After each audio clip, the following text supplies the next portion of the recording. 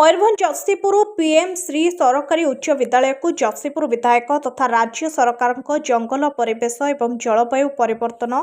श्रम और कर्मचारी राज्य बीमा मंत्री गणेश राम सिंह खुंटिया परिदर्शन रे जाई विद्यालय परिसर में वृक्ष चारा रोपण करने सह दशम श्रेणी छात्र छात्री मानकु स्मार्ट श्रेणीगृह रे जंगल परिवेश और गणित विषय संबंधी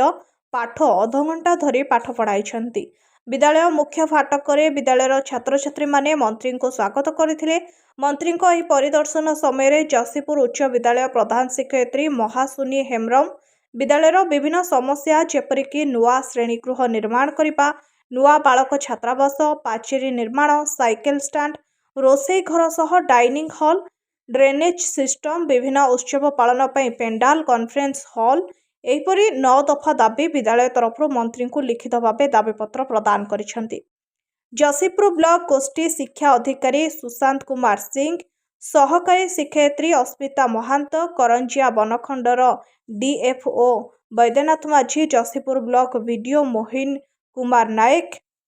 दुर्धियाणी रेंज महावीर सिंह मुर्मू, जगसीपुर थाना आईआईसी संयुक्त महालिक को समेत जगसीपुर उच्च विद्यालय शिक्षक शिक्षयित्री, दुधियाणी वनांचल कर्मचारी एवं जगसीपुर ब्लॉक भारतीय जनता पार्टी कर्मकर्तागण मंत्री परिदर्शन बेले उपस्थित रही। मयूरभंज जिलूर दिलीप कुमार साहू को रिपोर्ट द रिपब्लिक हिंदुस्तान।